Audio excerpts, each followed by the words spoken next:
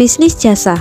Bisnis layanan atau jasa merupakan suatu bisnis dalam perusahaan yang memiliki fokus terhadap penjualan produk tanpa wujud atau intangible. Fungsinya untuk mendapatkan hasil yang maksimal.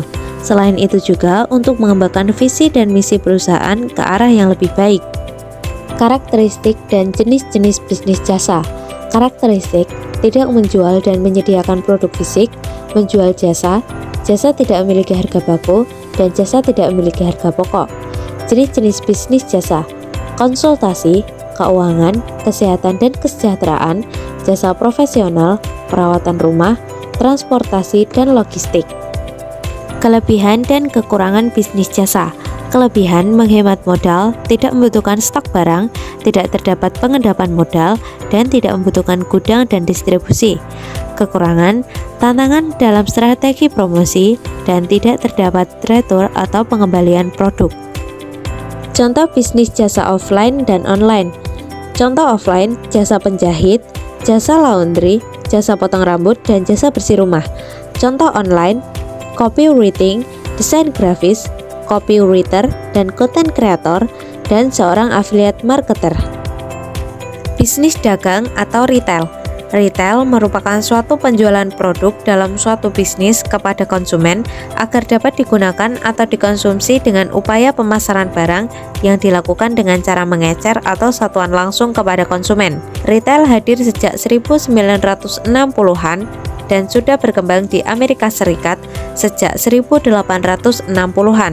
Retail dibagi menjadi 3, yaitu menurut produk yang dijual, menurut kepemilikan, dan menurut lokasi penjualan.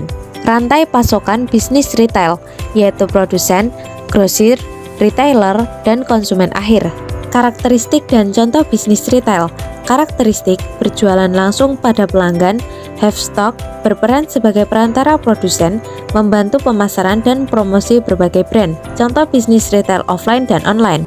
Contoh offline, toko kelontong, dan contoh bisnis secara online, internet retailer. Kelebihan dan kekurangan. Kelebihan: laba atau keuntungan yang besar, mudah ditemukan, hubungan emosional pelanggan, tawar harga, dan modal kecil. Kekurangan: tidak dianggap serius, tidak ada pelaporan administrasi, analisa pasar kurang, promosi tidak maksimal, dan dianggap mengganggu ketertiban. Bisnis manufaktur. Bisnis manufaktur merupakan salah satu kegiatan produksi barang berupa fisik menggunakan bahan mentah untuk merakit barang setengah jadi menjadi barang jadi. Bisnis manufaktur memiliki 2 metode, yaitu metode terus-menerus dan metode putus-putus. Karakteristik: proses manufaktur melibatkan pengolahan bahan mentah menjadi bahan akhir produksi. Jenis inventaris, yaitu bahan baku, produk setengah jadi, dan produk jadi. Biaya produksi, pembelian mesin, dan pengolahan biaya pembelian bahan baku. Jenis-jenis bisnis. Make to stock, mengandalkan data penjualan masa lalu untuk memperkirakan permintaan konsumen.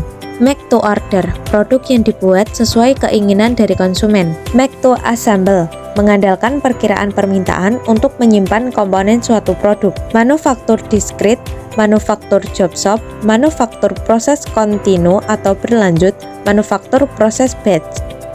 Contoh bisnis manufaktur secara offline dan online. Offline, pembuat furnitur lokal dan toko fabrikasi logam khusus. Online, contoh bisnis manufaktur online adalah Shapeways.